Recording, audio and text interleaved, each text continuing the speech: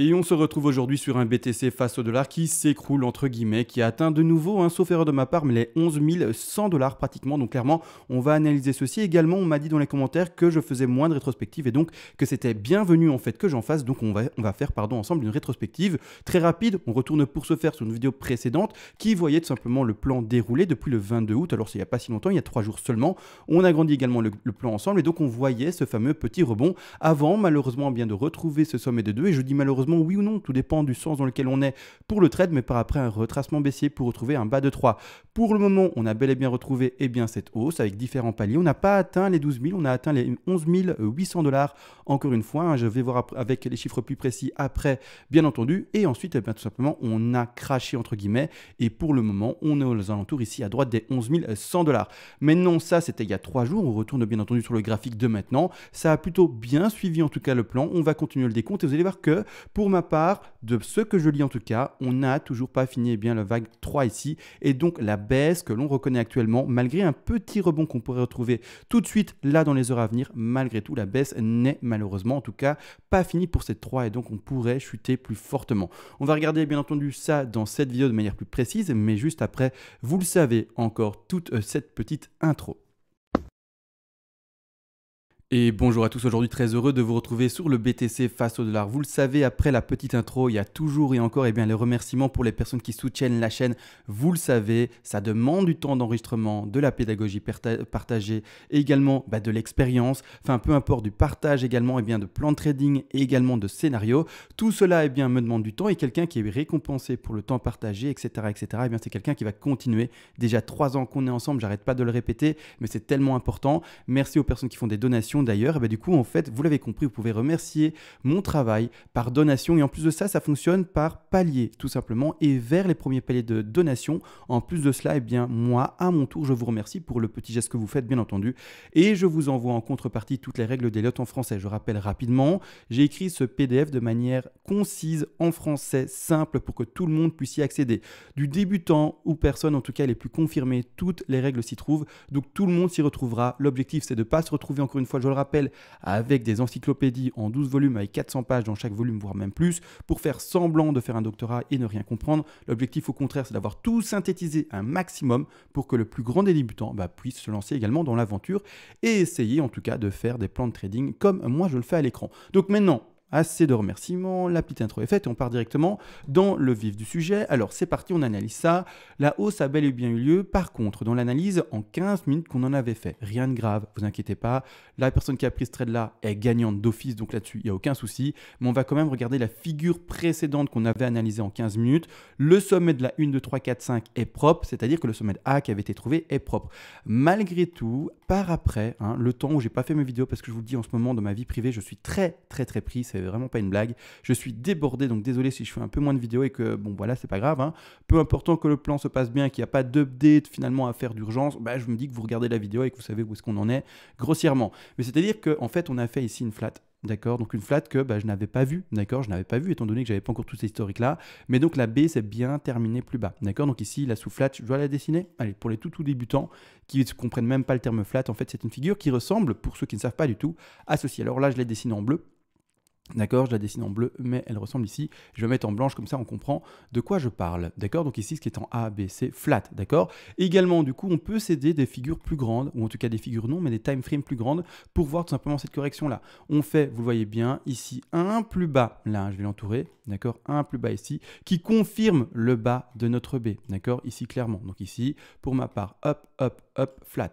Up, up, up, flat, d'accord, tout simplement. Bon, je vais pas aller trop dans les détails, aujourd'hui c'est pas entre guillemets ça qui nous intéresse, peu importe, tout s'est bien passé, on a pris les 2 premiers TP, c'est-à-dire qu'à ce moment-là, on avait pris j'ai retiré les rectangles rouges, je trouvais qu'ils gênaient, voilà, ceux qui voulaient voir les TP placés, c'est pas grave, ils sont dans la vidéo précédente, et il n'y a rien de plus compliqué ou plus simple, pardon. Je m'embrouille un peu les pinceaux, mais il est tard, et je vous ai dit, j'ai tout simplement des journées extrêmement chargées, et je suis, je vous le dis, fatigué. fatigué, mais c'est pas grave. Je me donne quand même un maximum pour vous aider au quotidien. Malgré tout, maintenant, on part enfin finalement dans cette vague 3. Donc ici, la 2 en jaune vers la 3. Donc c'est bel et bien, pour ceux qui sont un peu perdus déjà maintenant, dans le plan global montré depuis le 22 ici par exemple, dans la 2 ici posée, maintenant vers la 3.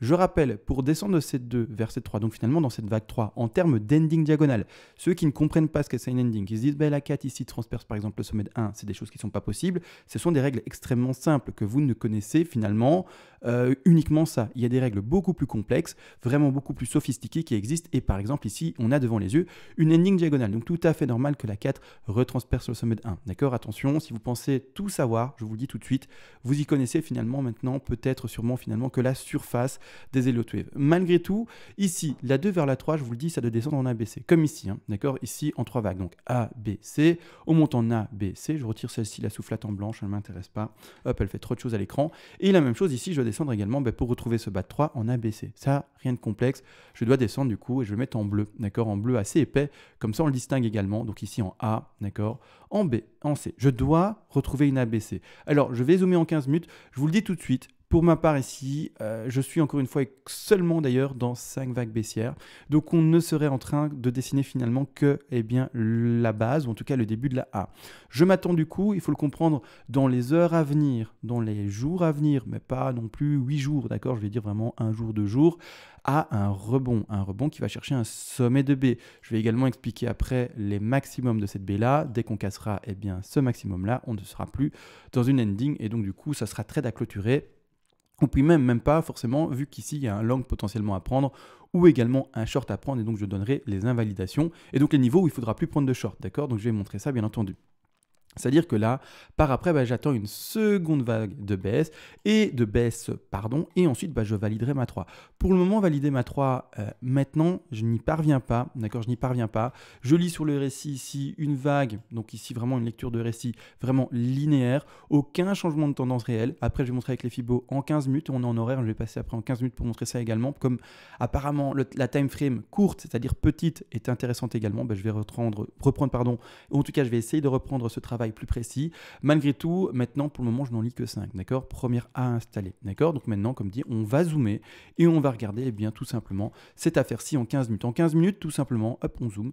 Je vais, hop. Donc là, c'est du tout petit, c'est du tout précis. Pour ceux qui s'y retrouvent pas et qui se disent, mais je vois pas ça sur mon graphique, je suis en 15 minutes zoomé sur une échelle de temps qui s'étale du 24 août à 13h jusqu'à maintenant, le 25 août à finalement, mais un peu plus que 19h jusqu'à 22h. Donc vraiment, même pas une journée qui s'est écoulée pratiquement, donc 24 heures ici devant les yeux, en 15 minutes, il faut le comprendre que c'est une time frame très petite. Alors, je vais mettre certaines choses en retrait, en shadow encore une fois, en tout cas, je vais les effacer un peu pour qu'elles ne gênent pas à l'écran et qu'on puisse voir finalement les lignes qu'on travaille, parce que les gens qui sont avancés, bien entendu qu'ils n'ont pas besoin d'effacer les lignes, ils comprennent tout, mais les personnes qui sont un peu débutantes, malheureusement, quand il y a trop de vagues, on s'y retrouve pas.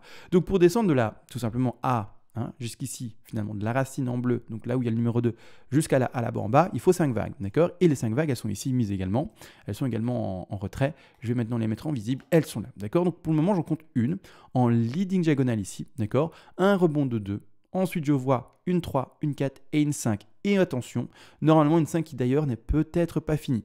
On lit d'ailleurs, vous le voyez bien sur le RSI ici, je vais montrer après les Fibos, vous inquiétez pas. On lit d'ailleurs sur ici le RSI en 15 minutes, un plus bas qui se fait ici, on le voit. D'accord, je vais juste déplacer légèrement ceci.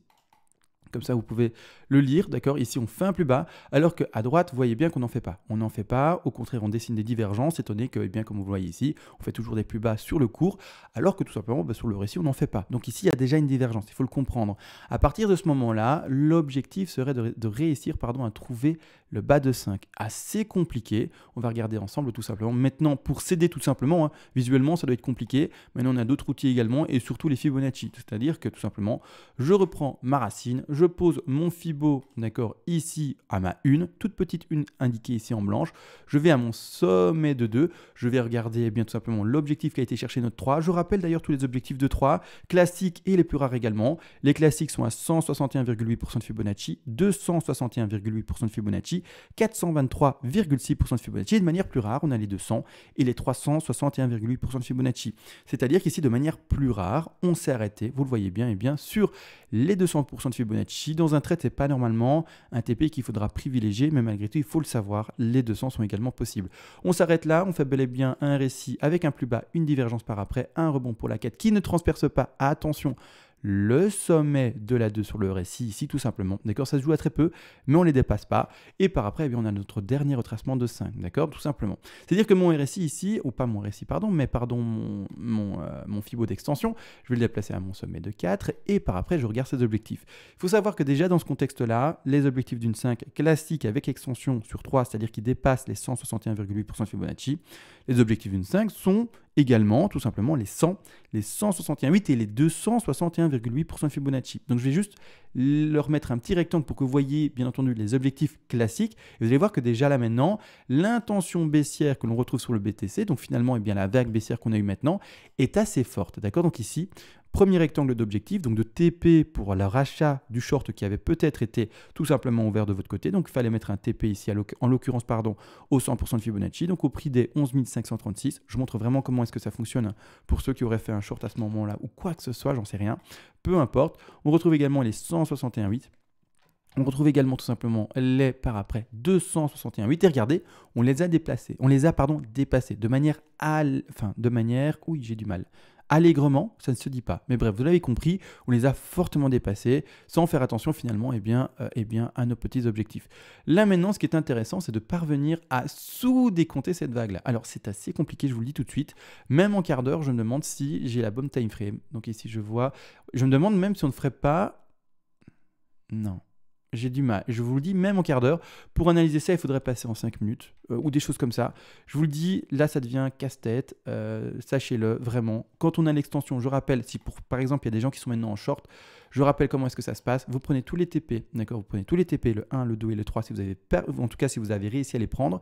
Et une fois que ça a été fait, tout simplement, votre position est encore ouverte parce que je rappelle, on ne clôture pas un trade qui est gagnant à 100%. Donc, c'est-à-dire que vous revendez petit à petit, d'accord? En tout cas, dans ce contexte-là, un short, c'est racheter petit à petit sa position, mais vous allez le laisser dans votre trade, encore je rappelle, 5, 10, 15, 20% de votre position ouverte. Là maintenant, votre dernière sortie, c'est-à-dire finalement votre dernier take profit partiel que l'on peut appeler comme ça, sera finalement votre stop loss. Votre stop loss, comme d'hab au début, on le place au-dessus. Oh, je ne veux pas de flèche. Je ne veux pas de flèche. Au début, on place son stop loss au début, c'est-à-dire au-dessus finalement du point d'invalidation. Par après, eh bien, on déplace petit à petit eh bien, son stop loss. Une fois que tout a été pris ici, on déplace son stop loss sous ou au-dessus plutôt maintenant des résistances qui sont à chaque fois importantes. Quand tout simplement le cours rebondira et cassera une résistance qui pour vous est invalidante de la continuité de la baisse, vous sortirez de position et c'est cette façon-là finalement qui fera que vous lissez un maximum. Toujours lisser, que ça soit en investissement ou en trading, toujours lisser tout simplement ces positions. C'est-à-dire que c'est de cette manière-là que vous allez lisser finalement votre prix. Vous allez me dire, mais maintenant par exemple, imaginons, on va placer un niveau de résistance sur cette courbe-là, on va le placer ici, d'accord, ici, d'accord, voilà, on va le placer ici. C'est-à-dire que maintenant, si on rebondit, tout simplement, qu'on rebondit de cette manière-là et que ça continue à rebondir, on prendra votre stop loss. Ça vous sortira de votre position, mais du coup, vous allez me dire, oui, mais si jamais, ça avait continué à baisser. D'accord? Comment est-ce que ça se passe? À ce moment-là, rien de plus compliqué, là, vous sortez pas de position, ça va dessiner encore des niveaux de résistance et vous descendrez petit à petit, votre stop loss au niveau des résistances qui sont pour vous importants. Au moment où il y aura vraiment un rebond, vous allez vraiment sortir du trade. Mais ça vous permet quoi également? C'est que si jamais, d'accord, on est vraiment en fait qu'au début d'une chute et que maintenant il y a une extension faramineuse à venir, ou que sais-je, qu'en fait on n'est que dans le début d'une 3 ou des choses comme ça, et que vraiment on a des comptes beaucoup plus grands, alors j'y crois pas. Alors pourquoi pas, mais là de toute façon j'explique également les choses de manière pédagogique pour faire comprendre les choses, mais qu'on se retrouvait dans quelque chose d'énorme, pourquoi pas peut-être, qui sait. À ce moment-là, il faut comprendre une chose, c'est que du coup votre stop va descendre avec le cours, et même s'il descendait à 10 000, même s'il descendait à 10 200, voire même plus bas, votre stop loss sera toujours là, jusqu'à ce qu'il y ait un rebond. Donc maintenant, le potentiel avec ce genre de stratégie, c'est de pouvoir choper finalement les couteaux qui tombent, les prix qui chutent, qu'on n'a pas prévu, il est vrai, mais de pouvoir quand même en privilégier, ou plutôt en profiter, pardon. Donc désolé, je suis un peu fatigué, je vous l'ai dit, donc je vais sûrement me tromper de temps en temps parmi les mots que j'utilise, mais peu importe. Donc maintenant, en fait, l'objectif, je vous dis, j'ai un peu du mal avec cette fin de vague. Il faudra vraiment, tout simplement, je remets bien mes ponts, hein, voilà, super. Il faudra voir le rebond. Le rebond, pour moi, vraiment sera une confirmation du rebond de la baie, d'accord? Et ce qui est intéressant, du coup, c'est de lire vraiment un changement de direction. Premièrement, pardon, sur le cours, un peu comme ici, hein, vous voyez, on descend fortement, rebond, on change de direction. On descend fortement, rebond, on change de correction. C'est vraiment ça que je veux lire et voir à l'écran. Donc, peut-être c'est déjà maintenant, qui sait?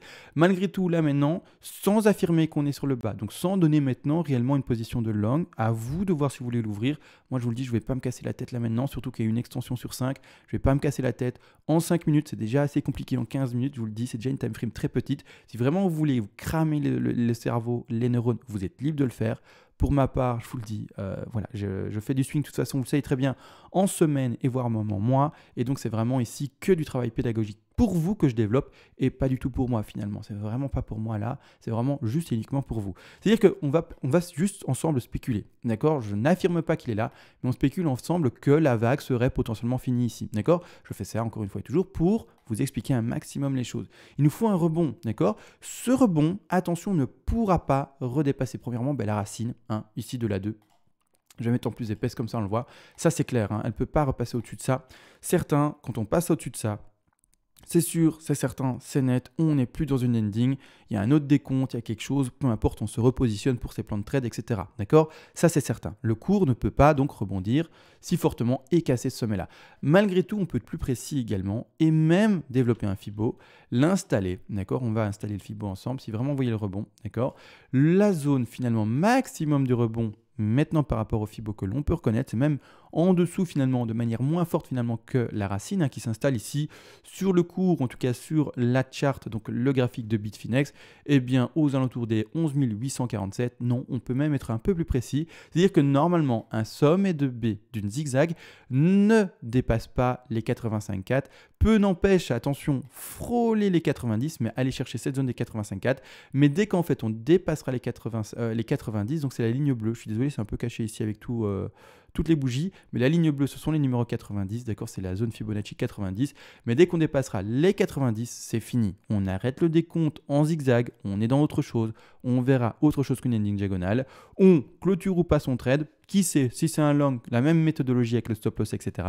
Mais malgré tout, ici, il faut le comprendre une chose, c'est que voilà, on ne peut pas dépasser finalement le prix des 90 piles qui sont pour ce prix-là, les 11 776 $ sur Bitfinex. Si on les dépasse, on n'est plus dans une zigzag. Normalement, hein, dans une zigzag classique, vraiment, on ne va pas chercher les 90. Hein. La plupart du temps, on s'arrête à 85,4. Maintenant, on peut, hein, je vous le dis, dépasser légèrement, mais c'est assez rare, d'accord? C'est assez rare. Maintenant, on va voir si on va se confronter à ce décompte là ou pas, mais la plupart du temps, on va chercher maximum les 85,4. Tous les objectifs intermédiaires sont pour celui qui du coup maintenant me dit, ou en tout cas se dit, moi j'ai réussi à décompter 5 vagues, là j'ai été en 5 minutes, c'est trop cool, j'ai mon affaire, j'ouvre mon long, etc. C'est nickel. À partir de ce moment-là, il faut le comprendre. TP de sécu comme d'hab, le TP de sécu, encore une fois je le rappelle également, pour ceux qui arrivent peut-être sur la chaîne, c'est le TP que pour ma part j'appelle 0.5. Le TP de 0.5 permet soit de couvrir vos frais, hein, tout simplement, par rapport au funding, hein, tout simplement si vous avez utilisé par exemple un levier et que vous devez payer les frais à ce moment-là, peu importe, hein, payer les frais, et également de prendre un micro-bénéfice au cas où le cours ne faisait pas en fait ce que vous avez imaginé de pumper, mais qu'en fait le cours il fait semblant, il va même pas chercher les 38,2, il va même pas chercher ce niveau de prix, mais il fait semblant de monter et puis boum, il crache, d'accord? Il faut comprendre que finalement faire un peu de bénéfice, ça vous fera toujours du bien. Je rappelle, n'empêche, votre stop loss également, vous l'aurez quand vous ouvrirez votre trade, placé normalement au moins là, au moins à la racine, d'accord? Au moins à la racine, d'accord? C'est-à-dire qu'il faut comprendre une chose également, si vous regardez ma vidéo maintenant et que vous prenez une décision maintenant d'ouvrir par exemple un trade à 11 284, si le cours descend maintenant, que vous prenez un petit TP à hauteur de 5%, 10%, 15%, que sais-je, un petit TP, pas un TP majeur vraiment important, normalement votre TP ne suffira quand même pas pour couvrir votre stop loss, d'accord? Donc ne pensez pas couvrir votre stop loss. Pour couvrir votre stop loss, Il faudra tout simplement le monter un maximum jusqu'à votre point d'entrée. Donc on simule qu'on est rentré au prix où on est maintenant, à 11 200 et quelques. D'accord, on était voilà, bon, sur la bougie maintenant. Il faudra à ce moment-là déplacer votre stop loss, plus le take profit partiel. Là, vous ferez d'office un bénéfice finalement avec zéro perte liée au stop loss. Mais malgré tout, n'espérez pas tout simplement couvrir le stop juste avec votre TP de sécurité. Ça, c'est pas possible. Vous allez le diminuer, d'accord, vous allez diminuer ce risque-là, mais vous n'allez pas le couvrir à 100%. Il sera couvert à 100% quand vous déplacerez votre stop tout simplement à votre point d'entrée. Ça, c'est important de comprendre également. Donc ça, c'est vu, ça, c'est dit. Les TP intermédiaires, je vais les indiquer du coup. Les TP intermédiaires, pas compliqué. TP de sécu à 23,6, je ne vais pas l'indiquer, je vous l'ai dit, vous mettez un petit rectangle là, un petit TP à 23,6, très léger. Malgré tout, les autres TP qui sont majeurs et qui sont plus importants, sont ceux-ci. Donc, on passe à l'achat d'ailleurs ici. Une zone d'achat, on va la simuler ici, d'accord. Zone d'achat, d'ailleurs, on est déjà sur les 23,6, pas terrible, mais bon, c'est pas grave. Voilà, donc du coup, il faudra prendre un TP majeur direct au 38,2. Et le TP de sécu, c'est pas évident parce que on attend directement les 38,2 pour ceux qui seraient rentrés en trade maintenant. D'accord. Maintenant encore, voilà, celui qui est rentré sur la mèche, c'est nickel. Prends un TP à 23,6. D'accord. Mais celui qui rentre maintenant, c'est pas nickel. C'est différent. D'accord. C'est deux trades différents du coup à tenir. C'est deux manières de gérer ces trades différemment. Donc, celui qui rentre seulement, entre guillemets, maintenant dans le trade, et c'est pas grave, c'est très difficile d'avoir juste les bottoms, bien entendu, les mèches, tu prendras un TP plus important. Donc, majeur finalement au 38,2. D'accord. Ce 38,2 est également majeur pour celui qui aurait réussi à acheter, ou en tout cas, c'est ça, oui, bel et bien acheter, tout simplement le bottom. Ça, c'est tout à fait normal. Malgré tout, nous, on est dans des objectifs de vente, étant donné que on a acheté. En tout cas, n'oubliez pas, c'est du long. Je ne parle pas aux investisseurs. Si vous êtes néophyte, que vous ne comprenez pas et que vous dites, il a acheté du BTC là, non, en fait. Et je joue à crédit avec des BTC. Ça n'a rien à voir avec finalement quelqu'un qui achète du BTC pour du hold. Ça n'a rien du tout à voir. Et donc, c'est-à-dire, pour ceux qui ne comprennent pas le terme, entre guillemets, anglais, de l'achat pour du long terme. Donc ici, 38,2, premier objectif de vente, d'accord. Deuxième objectif de revente même, en fait, c'est un terme plus précis et plus correct. Deuxième objectif à 50, troisième objectif ici à 61,8, quatrième objectif, et oui, ça fait beaucoup de TP, mais il faut tous les prendre, ça fait partie de la stratégie, d'accord. Et ici, cinquième objectif au 85,4, presque au 90. Ça vous fait 1 TP, 2 TP, 3 TP, 4 TP, 5 TP majeurs. N'oubliez pas également, si dans votre décompte, vous donnez une prédilection à certains TP, vous dites oui, mais pour moi, je vois la hausse s'effectuer jusqu'à, et vous avez en tête un prix précis, et que vous dites, en fait, ça ne va pas aller plus haut pour moi des 11 577 $, donc dans le TP numéro 3, pas de souci. Vous adaptez bien entendu vos TP. Je rappelle, tous les TP sont à prendre en compte. Donc même si vous ne pensez pas qu'on aille au 11 743, il faut que vous gardiez du capital ou en tout cas un trade ouvert pour aller jusque-là. Toujours et encore. Mais c'est-à-dire que par exemple, si vous croyez fortement à ce TP-là, vous allez prendre un TP très important à ce niveau-là. Donc des 11 000, j'avais dit combien? J'avais dit ici, pardon. 11 500, enfin bref, vous avez compris. Vous suivez ce que je dis à mon avis. Je donnais vraiment une importance au fait le cours s'arrête dans sa hausse ici à 11 570 $, plus ou moins. Vous prenez par exemple un TP à hauteur de 40%, 45%, même peut-être plus. Si vous êtes vraiment beaucoup plus agressif, 60%. Vraiment, vous êtes libre de le faire comme vous voulez, mais vraiment, donc vous pouvez ajuster également les proportions de revente par rapport au TP, bien entendu. Malgré tout, voilà où j'en suis maintenant. Le rebond, pour moi, là maintenant, n'est pas encore assez fort. Il n'y a pas encore de réel changement de direction, donc on pourrait encore cracher. Je vous le dis, je ne vais pas... Là, ici, étant donné qu'on a une extension de 5, je ne vais pas m'amuser personnellement à sous-décompter ceci. Surtout en 5 minutes, je vous le dis, j'ai pas envie de me cramer le cerveau. C'est pas mon style de trade en plus de ça, parce que voilà, c'est pas mon style de trade, j'aime pas ça. C'est vraiment quelque chose de beaucoup plus stressant, c'est quelque chose de vraiment beaucoup plus réactif et non, c'est pas pour moi. Moi, j'aime bien prendre mon temps, lire doucement et voilà, et m'adapter, regarder petit à petit comment ça se passe, d'accord. Donc ici, clairement, on a toutes nos chances encore, de descendre, d'accord. Donc malgré tout, voilà, on attend quand même un rebond à un moment. À voir quand la chute s'arrête plus précisément pour pouvoir effectuer le décompte. Malgré tout, par après, comme expliqué en début de vidéo, dernière vague de baisse ici pour notre C. D'accord, je suis un peu fort, je ne vais quand même pas exagérer avec les 85,4. Dernière vague de baisse pour notre C. Et on va chercher le bas de notre 3. D'accord. Et puis après, un rebond de la 4. Ça, c'est tout à fait... Mais on n'y est pas encore. Là, on n'y est pas encore. C'est-à-dire qu'également, les personnes qui se demandent dans quoi est-ce qu'on est, parce qu'elles voient écrit ça, elles se disent, OK, une ending diagonale, mais une ending de quoi? Tu ne nous as pas montré. Je suis tout nouveau sur ta chaîne. J'aimerais bien savoir. Pas de souci, je te le montre. En tout cas, je vous le montre à vous tous.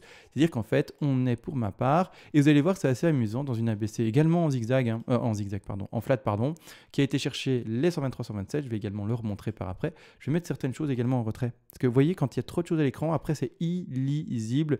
C'est une horreur. C'est juste une horreur. C'est quand il y a trop de choses à l'écran. Voilà, c'est une horreur. Je vais mettre ici un degré beaucoup plus petit, juste pour avoir plus de facilité à lire. Voilà, on est plus ou moins bon. Hop, je cache ça. Je dois vite refaire ça. Hop, hop, je vais le mettre vraiment en minuscule, comme ça, on est gêné un minimum. C'est-à-dire qu'en fait, je rappelle, je suis bel et bien dans une 3, dans une 4, c'est-à-dire qu'il me faudra tout de même une phase de consolidation et un dernier rebond pour la 5, d'accord, et qui est indiqué ici. Donc, tout simplement, ces dernières 3 vers 4, je la compte en flat, et la flat, rien de complexe. C'est la même chose encore et toujours, vous le savez, la flat a ses objectifs de 90 et 123% de Fibonacci, c'est-à-dire que quand je la pose, eh bien, on a été chercher parfaitement les 123, 127. Boum, réaction 12 473 $ plus ou moins. Et maintenant, on est à la baisse et on fait bien finalement nos dernières vagues de baisse. D'accord, 1, 2, 3, 1, 2, 3, 1, 2, 3, 1, 2, 3, 1, 2, 3 pour finir bien notre ending diagonale, terminer bien notre grande C qui terminera bien notre grande 4 et retrouver notre dernier rebond de 5. Malheureusement, pour ceux qui maintenant se disent ah, je viens d'arriver sur sa chaîne, il dit que ça va encore monter, etc. C'est extrêmement boule, trop bien, on va aux 20 000. Je vous refroidis directement, c'est absolument pas le contexte dans lequel je suis. Ceux qui me suivent depuis longtemps le savent très bien, je suis dans un contexte malheureusement de crash. Alors, c'est-à-dire que, je vais être honnête, je m'attends à ça. Boum, d'accord ? Tout simplement, pas plus compliqué, boum, d'accord. Donc alors, c'est-à-dire avec également des objectifs, etc., dans un trade, etc. Ça ne veut pas dire qu'on est obligé d'aller aux 2000, mais c'est-à-dire qu'on va mettre des TP, prendre ça en contexte et tout simplement voir comment on gère ce trade. Et également pour les investisseurs qui achètent avec des paliers de correction, c'est-à-dire finalement des paliers seulement uniquement quand le cours du BTC descend, c'est-à-dire que maintenant, il y a des gens qui ont vraiment du nerf, qui ont du cran et qui n'achètent pas et qui attendent que le cours descende pour avoir des prix plus intéressants. Et ces personnes qui finalement ont eu ce courage, ce cran, ont à chaque fois réussi à tenir bon durant les hausses et à chaque fois qu'il y a eu des énormes baisses, pouvoir mettre des paliers sur les baisses et finalement acheter les prix les plus intéressants. Plutôt que les personnes qui achètent les tops, qui achètent parce que tout le monde achète et parce que finalement le prix ne fait que monter de manière forte. Les gens se font avoir dans le bull run et boum, on achète un top comme d'habitude et puis après ça descend. D'accord ? La même chose partout. D'accord ? La même chose partout. Quand on retourne également, mon internet il est un peu lent là. Allez, charge. Incroyable. Bon, il ne chargera pas. Voilà, donc en horaire, ça va, ça charge. Mais la même chose quand on retourne dans le passé et qu'on retourne ici dans l'année 2017 à fin 2017, début 2018, la même chose. La plupart des gens, je vous le dis, la plupart des gens qui sont rentrés dans le BTC, ils ont acheté le top. En tout cas, ils ont acheté dans les prix importants, haussiers, fortement hauts, mais n'ont pas acheté en descendant. Quand ça crachait, au contraire, les gens paniquent, je ne sais pas pourquoi. Si, ils paniquent parce qu'ils ont acheté en haut. Et du coup, ils disent, mince, mon capital se fait diviser en 2, se fait diviser en 4, se fait diviser en 6, en 10, en 20. Peu importe, c'est la catastrophe quand c'est un crash. Mais du coup, au contraire, ceux qui ont tenu tout ça se disent tant mieux que ça crash parce que moi, j'achète là-bas en bas. C'est moi le petit filou, vous voyez. Et donc, finalement, toujours essayer, pour ceux qui ont ce genre de stratégie, de ne pas se faire avoir par les FOMO et les hausses, mais d'acheter les corrections. C'est toujours ça, d'accord ? N'oubliez pas, même dans les phases de bull run, il y a toujours des phases de correction. Donc ici, pour le moment, il n'y a eu aucune. Je vous le dis, ici, la hausse qu'il y a eu là, il n'y a eu que du truc, c'est du scrabucha, c'est du truc tout petit, c'est vraiment un truc d'enfant, il n'y a aucune correction. Voilà, ça c'est vraiment de la hausse. En gros, ça n'a fait que monter. Et donc maintenant, il y a un moment, il faudra des bougies rouges. D'office. Ne vous dites pas qu'il n'y a jamais un vendeur dans ce marché. Il y en a plein des vendeurs, comme il y a sûrement plein d'acheteurs, mais dans tous les marchés boules, il y a tout le temps des vendeurs, d'accord ? Toujours, ça monte, ça descend, ça monte, ça descend. On va pas refaire cet exercice, ça je l'avais déjà montré bien entendu, mais il y a toujours des vendeurs et des corrections qui vont chercher les 40-50% sans le moindre souci, voire même parfois plus bien entendu. Donc là maintenant, j'ai vu ça, est-ce qu'il y a quelque chose d'autre à voir ? Les gaps rapidement, ça fait longtemps que j'ai pas regardé les gaps, je vous dis, là je suis un peu hors trading.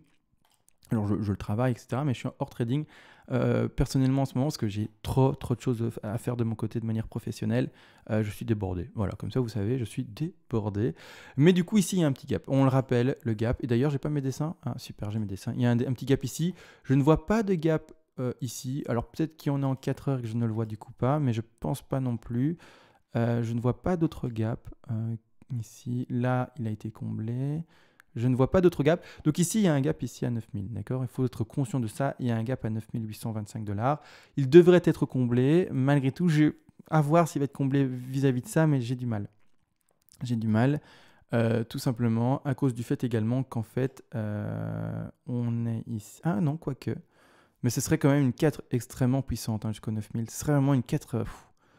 Waouh, est-ce qu'on serait encore dans une 4 tellement ce serait puissant? À voir. Vraiment, de toute façon, on va prendre le temps de travailler ensemble, cela. On ne va pas se précipiter, bien entendu. On va faire ça petit à petit ensemble. Donc ici, bon, on laisse faire, on laisse voir. Les 9000, c'est pas pour tout de suite. En tout cas, c'est pas pour la figure que j'envisage. Donc on la laisse à un peu plus tard, bien entendu. La 5 également ici, je rappelle, pour ceux qui se disent oui, mais une 5, donc ça va d'office plus haut. On a peut-être déjà, et je vous le dis tout de suite, en fait, connu notre top qui a été fait à 12 487 $ sur Bitfinex. Pourquoi? Alors beaucoup de dessins, je suis vraiment désolé, je vais mettre en épais et je vais lui mettre une autre couleur, comme ça on peut également le distinguer. Je vais mettre en bleu. Voilà, en bleu on le distingue, je parle bel et bien de ça. Les objectifs de la 5 en fait, et même en restant là par exemple où je le pose, je l'ai posé au hasard, hein, ce bas de 4 là, à 10 862, mais on va vraiment aller partir dans le scénario que ça s'arrêterait dans ces zones de prix là, peu importe finalement, mais les objectifs de 5, vous allez voir, extension, super, j'ai pris mon raccourci, ce que j'utilise jamais d'habitude. Je ne sais pas pourquoi, mes raccourcis, c'est quelque chose que je les ai, mais je n'utilise jamais. C'est-à-dire qu'en fait, même les objectifs de 5 ici, hein, vous voyez ici, eh bien, sont maximum sans extension sur 5, les 261,8. Donc on peut très bien, en fait, avec toutes les chances, malheureusement, faire une 5 en tronqué. C'est pour ça que je vous le dis, on fait attention à ça et on a peut-être déjà connu le top. Donc à voir comment ça va s'exprimer. Mais voilà, donc c'est-à-dire que la personne qui va ouvrir un long plus tard, à la fin de la landing diagonale, il faut le comprendre, eh bien, on va mettre du TP à 100, 161,8 et 261,8 plus extension, c'est-à-dire déplacement de stop loss. Mais voilà, maintenant, d'office, faire une 5 qui va tout pulvériser et repartir au-dessus, alors que déjà, ces objectifs ici sont trop bas. Voilà, à voir, d'accord? Vraiment à voir. On va regarder de toute façon ça ensemble avec le temps, hein, tout simplement. Et puis par après, pression vendeuse trop grande et on descend avec le cours. Donc on a tout vu. On a vu le décompte en quart d'heure, non, en quart d'heure. On a vu le décompte en quart d'heure. On a vu la rétrospective par rapport aux anciens décomptes en quart d'heure également. On a vu le grand plan de trading. On a vu les gaps. On a tout vu. Donc c'est bon, je peux mettre court à la vidéo. Bonne nuit à tous. Désolé, en ce moment, je fais des vidéos durant la nuit. En tout cas, en fait, quand je peux, parce que toute la journée, elle est complète. Donc voilà, comme ça, vous le savez. Je vous laisse à tous. Je vous souhaite du coup une bonne nuit. On se retrouve, j'ose espérer, demain. J'espère vraiment avoir le temps également d'enregistrer demain. Mais sur ce, ciao.